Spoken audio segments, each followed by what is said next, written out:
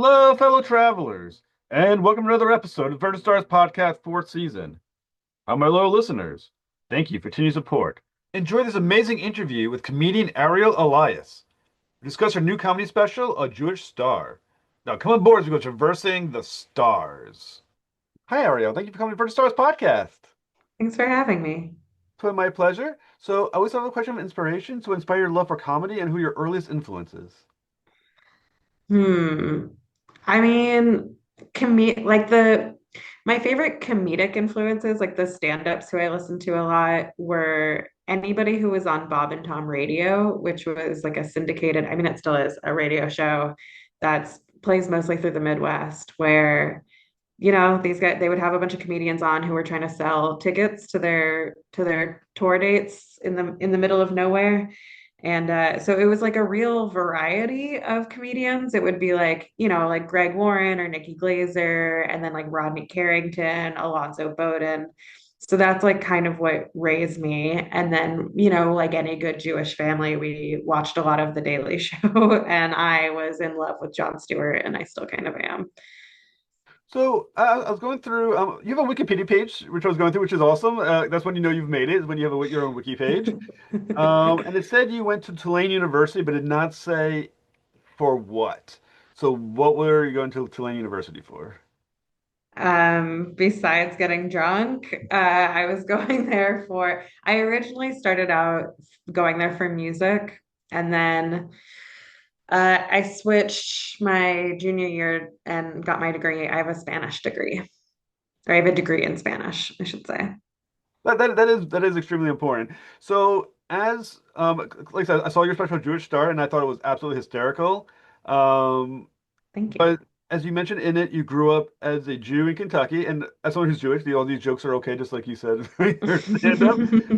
Um, so how did that shape you from a comedic standpoint, being maybe the lone Jew in Kentucky, of all Kentucky? I think that the biggest thing that it gave me was so much of my life was sort of explaining myself and my family, and why I'm not in school these 2 days, and why I'm not eating bread this week. And I think it offered me almost like a crash course in how to like introduce myself to a big group of people, which is a lot of what stand up is. It also gave me this perspective that most people are coming at you with curiosity, even if it seems like it's coming at you with ignorance. It's never, or it's not never, but it's usually not coming from a place of malice. And I hope at least that comes through in my comedy, that like I am genuinely curious about people, and I trust that they are curious in me. Now, obviously, like you said, the title of the first special is a Jewish Star, so you're definitely, I don't know the right word is promoting, but promoting the fact that you're Jewish. Um, Sure. Now, when you think about the humor, for reasons, there's not a lot of us around. Um, Yeah, for reasons. for reasons. Um, so when you think about your comedy, you do lean into it. So Yeah. is there a universality to just the experience of being you that happens to be Jewish? Is there, or you kind of like, I'm not gonna say like an infomercial, but like a little bit like educating, as you said, about being Jewish. Like how would you define the goal of marketing the Jewish side of you in a time where there's not so many? Yeah, it didn't start out as like a conscious decision. The first jokes that I wrote that I liked were about growing up Jewish in Kentucky. And it was sort of about realizing, like, oh, this is, in comedy, you're always trying to figure out what your perspective is and where you're coming from.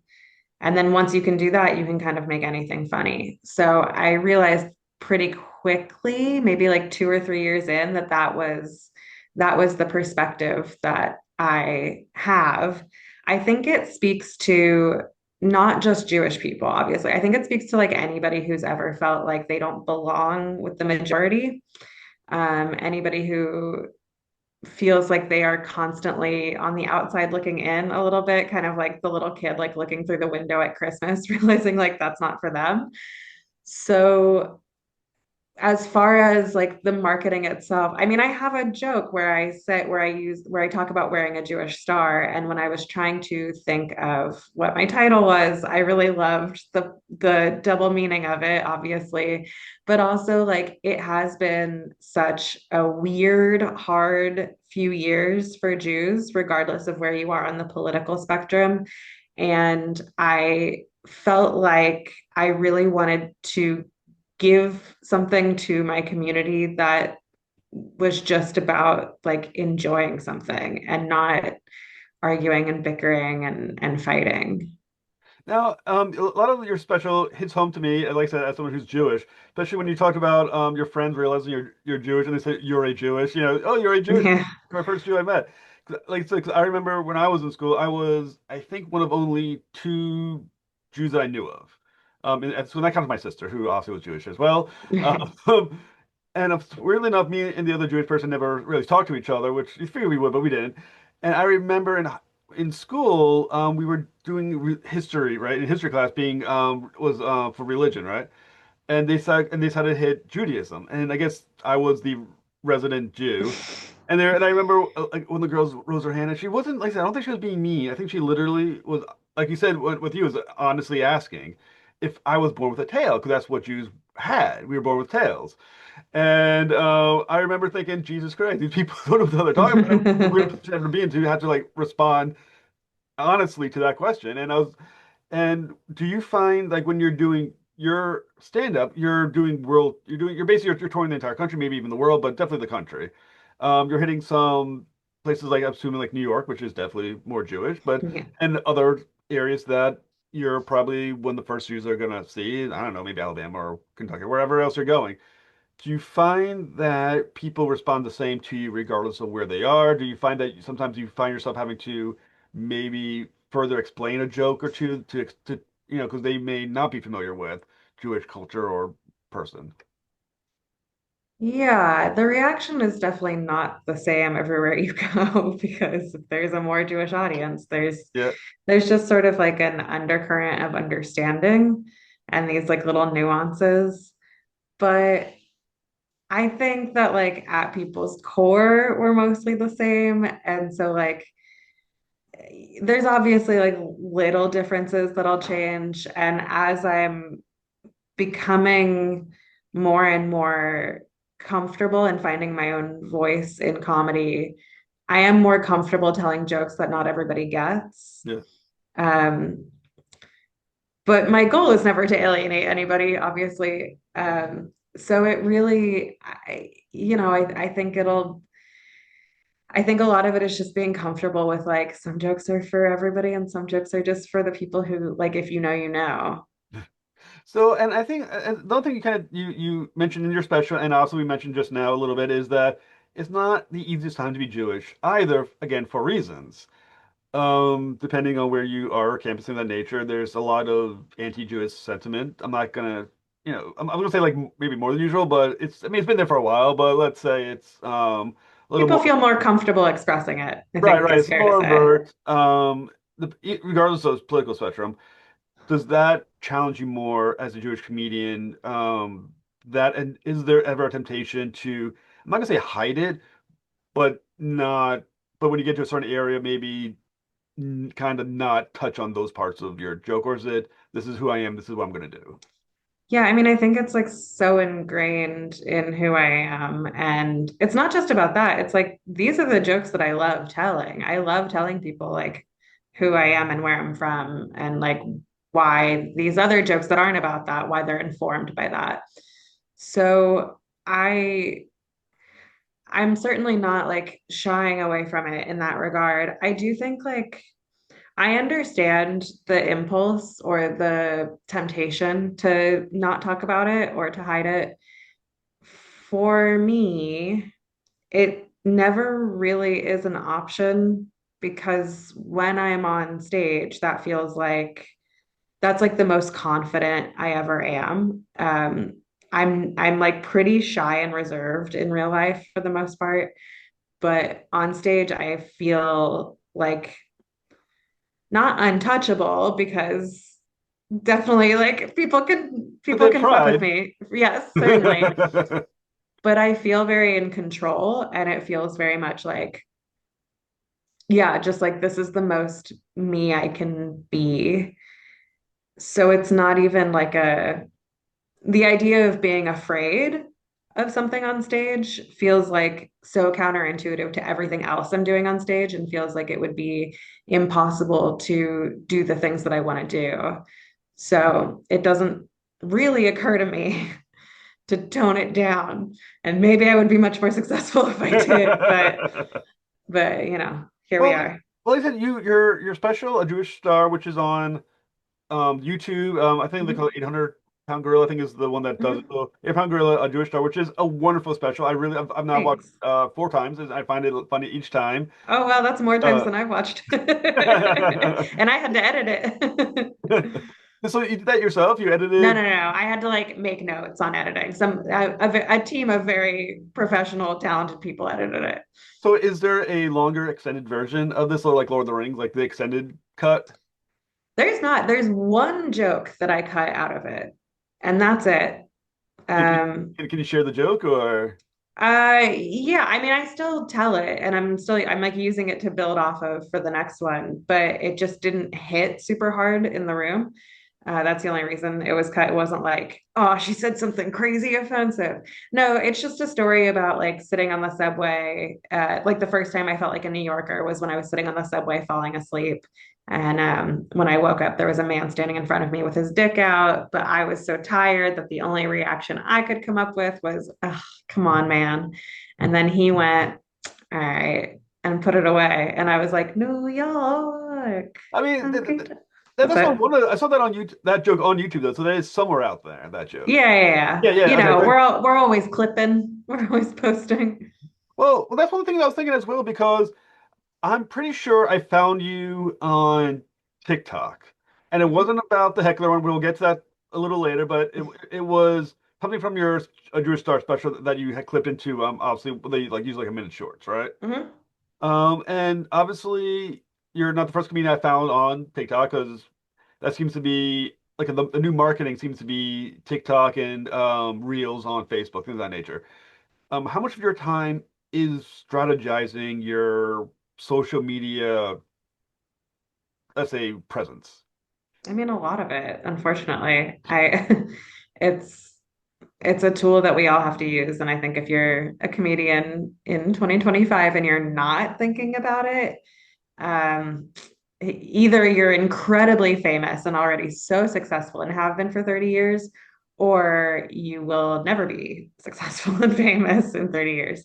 So it's, every day it's like, and I'm sure there's a more organized way to do this. And there are other comedians who I know have like a rigid schedule. I'm a little bit more of like, oh, I haven't posted anything in a couple of days. I need to edit and clip up something right now. But yeah, it's a lot. It's a lot of work. I think when I started stand up, if I had realized how much of my time would go into being a video editor, I might have thought differently about my career choices.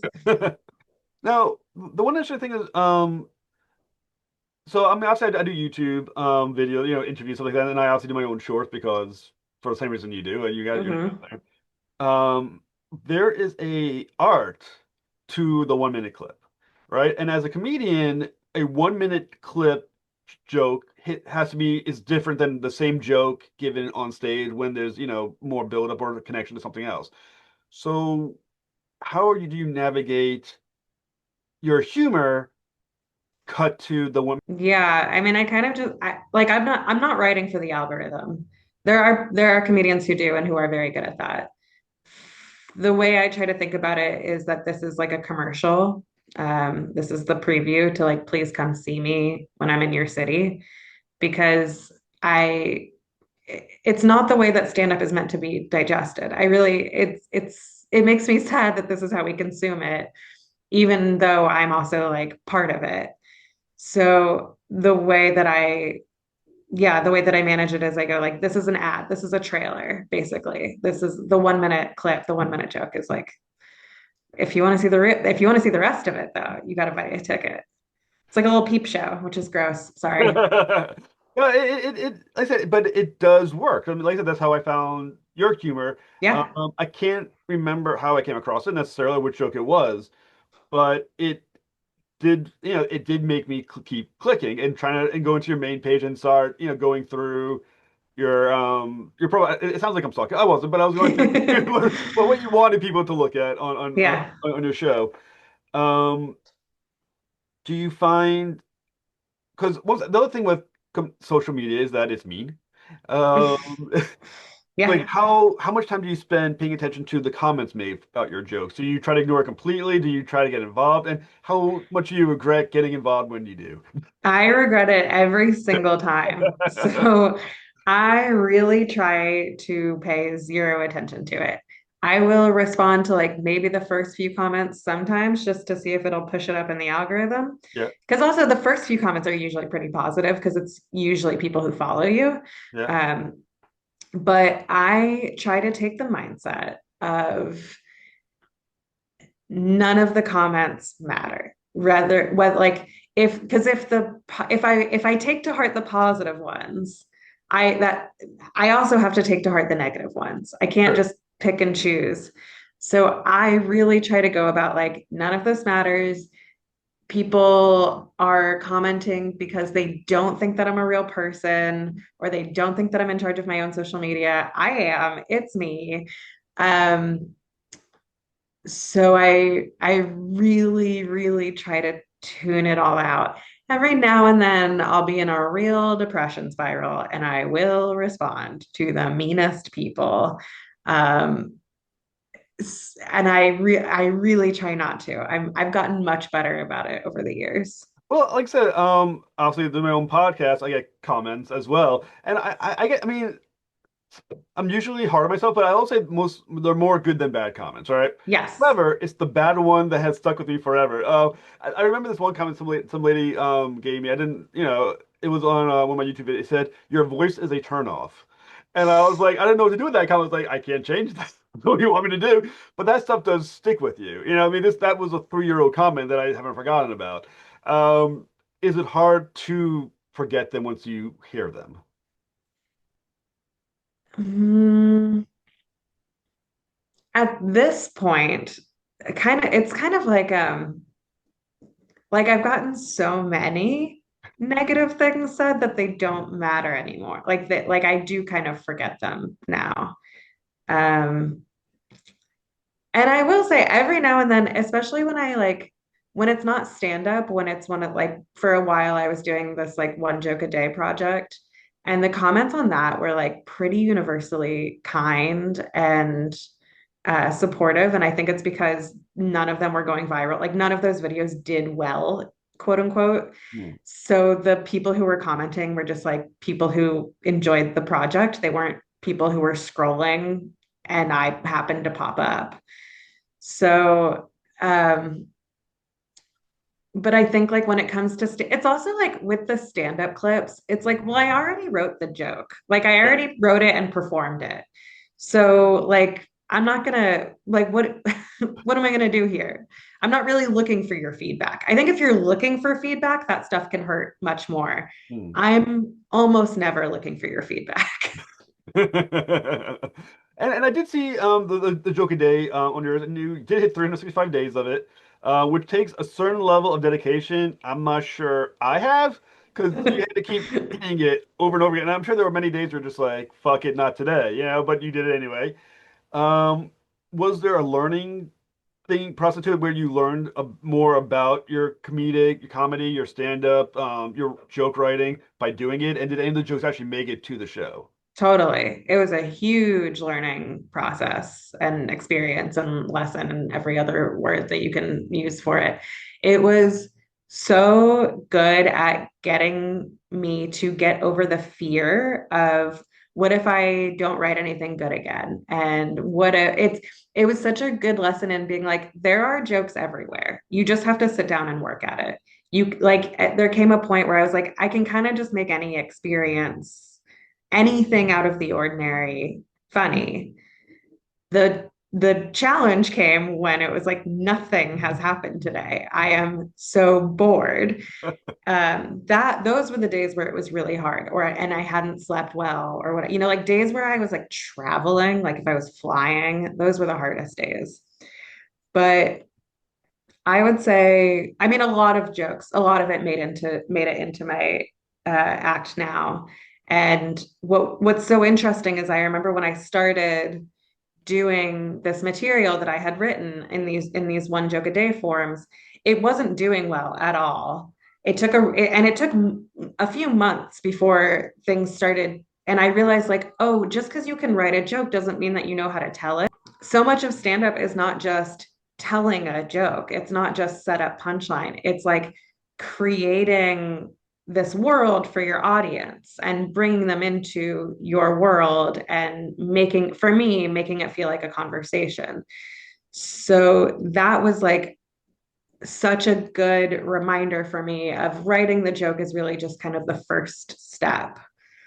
Um, and then there were also like, it would be like 100 days in, I felt like I had like really taken a step up and then just Yeah. plateaued for a long time. And then you would take another step up and then plateau and then even dive.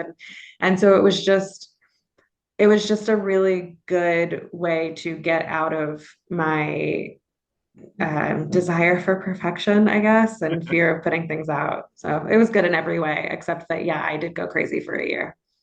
Well, I remember I had an interview with another comedian, Dale Jones. This is some months back, and I remember talking to him, and he was like, basically, paraphrasing, obviously, the best thing for a comedian is having a bad day, because that's where your humor comes from.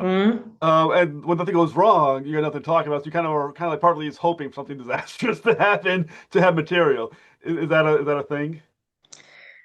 I wouldn't say I'm hoping for something disastrous. And I don't even know that for my writing style, things don't necessarily have to go wrong. They just have to be less ordinary. Hmm. It just has to be, there just has to be something happening. So a lot of times that means like, I just have to like go for a walk and like look around. Um, and sometimes nothing happens, but that is the only way to make something happen, or to like learn something, right? Like that's where a lot of it can come from. So no, the day doesn't have to be bad. The day just has to be something. Hmm.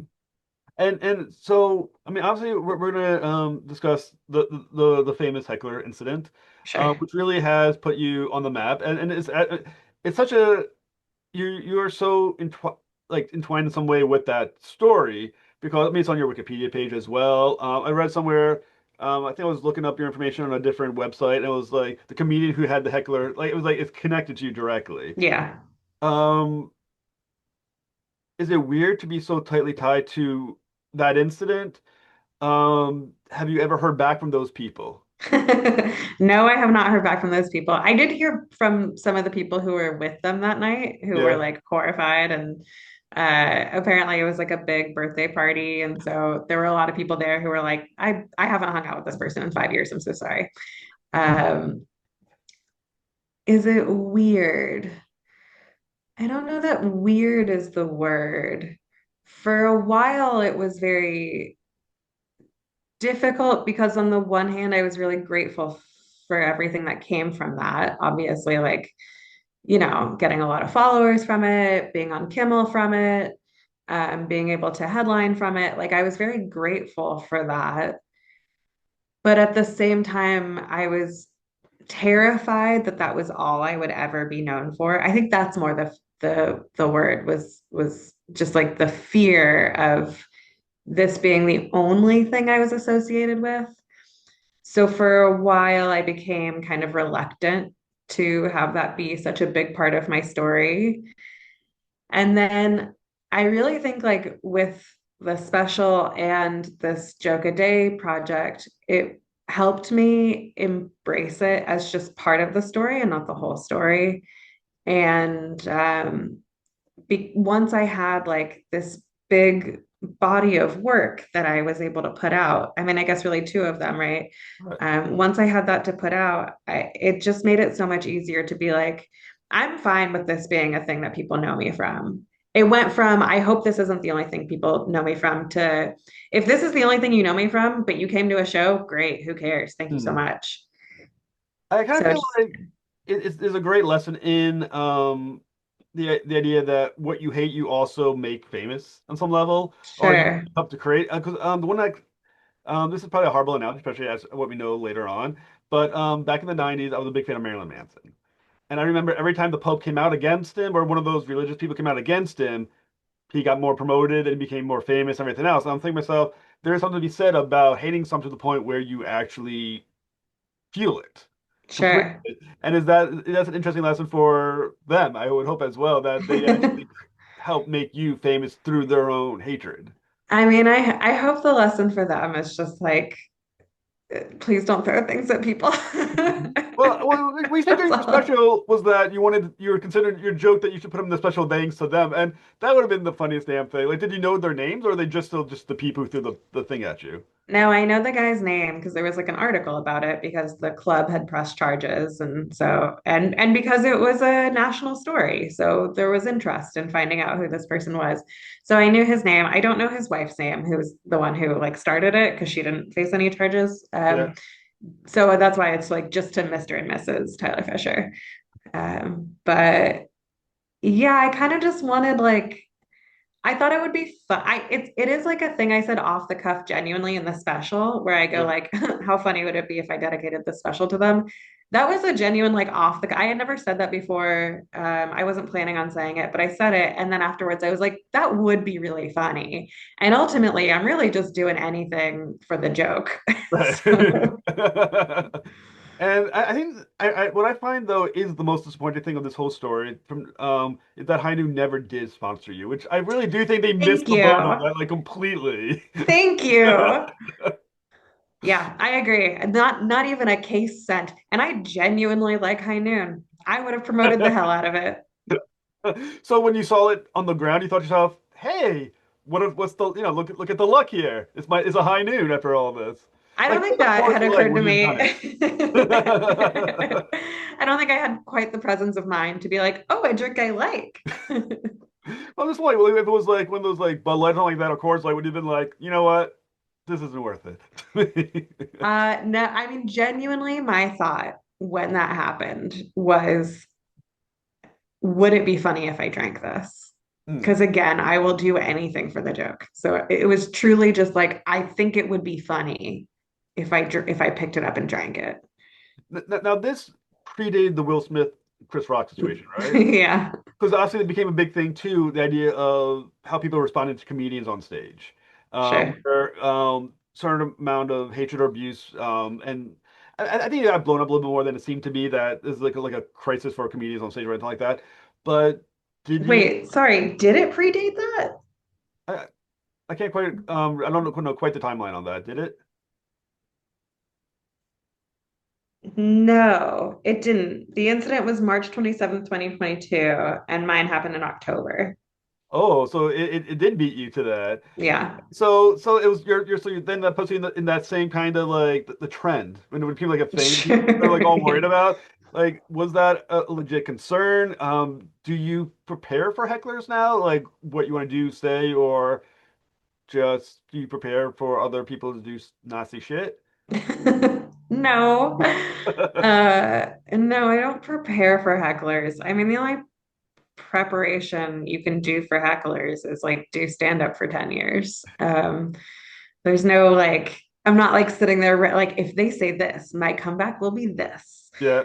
It doesn't really work like that. The only thing that you can do is when a heckler happens and you don't handle it well, then afterwards I will sit there and replay it over and over and think about like, oh, I wish I had said this, and like, oh, this would have been a good opportunity to say that. And that's so much of stand up is like figuring out what would have been the right line.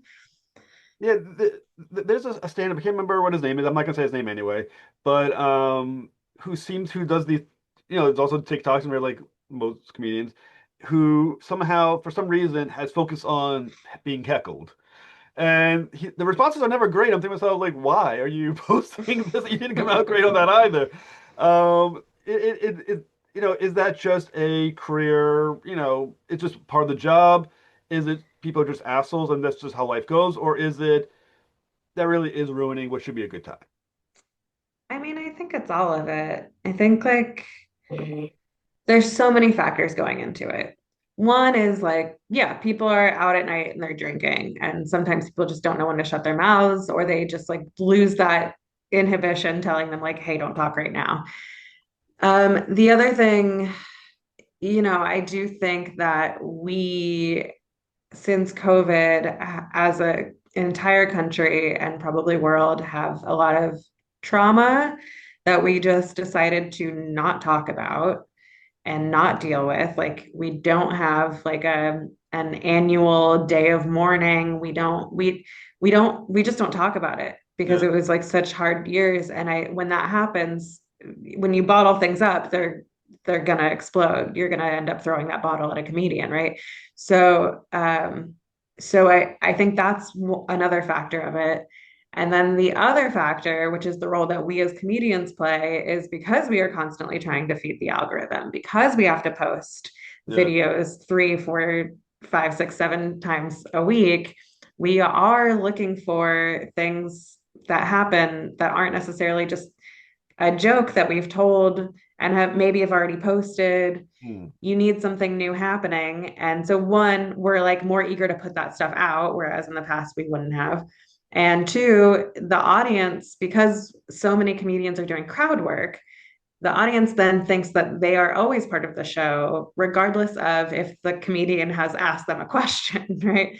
So it's a little bit of like a monster of our own making. Also, we're totally fucked up and we should all be in therapy. And I say that as somebody who's not in therapy. And also, we're drunk. Now, now when you're on stage and you're telling your jokes, I mean, there's different types of jokes, obviously, and different mindsets behind a joke. There's a topical joke. I can't remember the name of the comedian, but he does the Daily Show a lot, where most of the jokes are topical at Josh the Johnson, moment. yeah. There's a few jokes that there's a universality to it, or like you think, the joke will last, for years, and it can be whatever. When you're telling a joke, do you think to yourself, this is a joke that's topical? Do you think this is a joke that, 10, 20, 30 years from now, people may still stand up and find it funny? Like, are you thinking long term? Are you thinking, I just want the joke now? Like, what's the mindset? I'm like very in awe of people who can write a lot of good jokes quickly. For me, I do love writing topical jokes. I think it's fun because a lot of times the headline is given to you, and that's half the battle. And it's like it is interesting when there's a topic that kind of everybody is talking about, and you're Yeah. like, "Ooh, what's my take? What's my twist?" That's like very satisfying. But what I love in stand up, the stand up that I love doing, and the stand up that I love watching, is like a complete every word is kind of in its place Hmm. and it comes full circle at the end. And I think in order to achieve that without a team of writers, right, who can help you every week, or without being Josh Johnson, who is just an anomaly and a freak of comedy, and I love him. But without that, it takes a lot of time. So yeah, your jokes do need to be kind of not ever like they don't have to be like Mozart where like 300 years from now people are still listening to it. Like it doesn't have to be that, but it does at least have to be relevant for a couple of years. And that's even an issue when like I had this joke in the special about Joe Biden, and I realized, oh, this is going to come out after he's not president anymore. Yeah. um, so you have to like change the tenses just for it to work in the special, but also like now it feels less funny. It's just kind of sad because it's like, well, he has Yeah, cancer and Trump's president. it's So depressing. like we all have cancer. Um, so so it's like, yeah, that joke doesn't really work anymore. I don't I as soon as that special was taped, I stopped telling that joke. Hmm. So it's a challenge, but like if something happens that's like in the zeitgeist or whatever and it's topical, sometimes I'll put it in the show that I'm doing that night, and maybe I'll clip it up and put it out, but it's not going to be Hmm. I'm not doing an hour on it, and it's not going to be in the special whenever I figure out my new hour in 2 years. Well, I mean, like I said, I did love the special. Some of the jokes had some unanswered questions attached to them. Most Ooh. importantly, would be what's the problem with the dustpan and brush situation? I do think Okay. that was not a major problem, but apparently it is. So go ahead. So the you can use the dustpan. The dustpan is honestly fine. The brush though, like unless it's a very thick vom, it gets disgusting and you have to clean it, and it's really difficult to then clean if it's like getting into the bristles. So Gotcha. that's the issue with the brush. 'Cause I once admit, I was one of those. Funny that you mentioned. I was thinking about someone you said. I was like, so. Yeah, many men have that response. There are better tools. I'm not saying it's the worst tool, but Yeah. it's not the right tool. I just thought it was fun, especially because you did point out the reaction that I totally did have when I heard the joke the first time around. And I think the other kind of interesting too is the anatomy of your humor, right? The anatomy of a joke. Well, I think one of your funniest routines that you have is the Southwest with clinical depression bit. I thought that was absolutely hilarious. It's Thanks. perfectly, it's very efficient with the wording. It has that great turn as well. So, how much of the joke is determining like I said, it's anatomy, as it were. Like how much you're gonna clip off it, how efficient you can be with the words, how long does it take to build to the joke before you Hmm. start losing your audience. Like how much thought goes into the actual development of per joke. Okay, I can tell you exactly how I wrote that joke. Okay. The first part of it, which is the first part that I wrote was Southwest is it's great because you get two free checked bags. The only catch is you'll never see them again. That's where it started. That was just a text with my manager. Um, I can't exactly remember how it came up. It was, we were like figuring out flights for some show. He was like, "Are you okay with flying Southwest?" And I think I just texted him that. That was the beginning of it. The second part was when I was on the phone with customer service, and the woman thought I said professional Canadian when I said professional comedian. That was just that was genuinely exactly what happened. And that's why I say, like, it doesn't have to be the worst day, it just has to be something that happens out of Yeah. the ordinary. So and I was telling that story. I didn't really have an ending for it. So telling that together, those two things, it never felt quite finished. And then I was on the road. I was in the comedy condo in Nashville getting ready for Zanies. And I think there's something about like kind of being alone all day on these travel days where I'm flying and I'm just kind of in my head, but then you get the adrenaline rush of having to go on stage. Yeah. And so I was sitting there getting ready to go, and it just like came. Like it was just that next part of like it feeling like depression of Southwest treating their schedule like me when I'm depressed. And I was like, and I knew at that I was like, oh, I cracked the joke. Like I figured it out. And it still took a couple of times before I like you have to learn the joke. Like you can't Yeah. just like write it and tell it. You have to learn it and have it under you, and the audience reads if you're comfortable or not. So it took a little while still for it to start working, but I was like, that's it. Now, when you are performing the joke, and also some of these are recorded, are you going back and watching your performances and analyzing yourself? Do you find it hard to watch yourself on stand? I will say one thing when I do my own podcast, I will say the worst part of my day is going to be to go back editing myself and hearing myself. Like if I could only like if I could have like someone like just like dub in my voice for me so I don't have to like hear myself, it'd be so much better, but I can't. Also, I gotta watch myself and I gotta like rinse every time I speak. Do you find it hard to watch yourself? Do you actually study the videos and see what worked and what didn't? And can you tell why it worked or didn't work? I am at a point where I don't really have to watch it to know why it did or didn't work. I can kind of feel it. Um, I certainly don't like or enjoy watching myself because I've had to do it so many times, especially with like editing clips. Yeah. I'm a bit more numb to it, but it's not. an enjoyable experience. I can't like I when you're like I watched the special 4 times, I'm like that sounds like torture. Why would you do that? But thank you. It's this weird dichotomy, right? Of like, Yeah. hey, I put something out. I hope everybody watches it. I never want to see it though. Or I'm like, I'm so proud of it. Please don't make me watch it. But I think like with editing clips, the way that I do it is I just find like, here's the start of the joke, here's the end of the joke, delete everything else out, and then just auto caption it and then watch it through once to make sure that everything flows right. But Well, I don't like doing it. well, I mean, the big question you always have to face yourself is once you make the big step to doing your own special. I mean, that's like the big leap, right? Hmm. Um, like that, that's kind of like when you officially arrive, you have your special, right? Um, when did you feel ready to do that special, and when is your next one? When did I feel ready? I mean, I don't exactly remember when I was like, all right, let's do this, but I knew like, all right, it's gonna come at some point that year. I had been touring and headlining with it for I guess 2 years. Yeah, 2 years at that point. And I was just so sick of it. That was really it. I was so sick of the material. I also had found how to the callback right at the end. And so I was like, this is ready. I need like honestly, it's never really ready.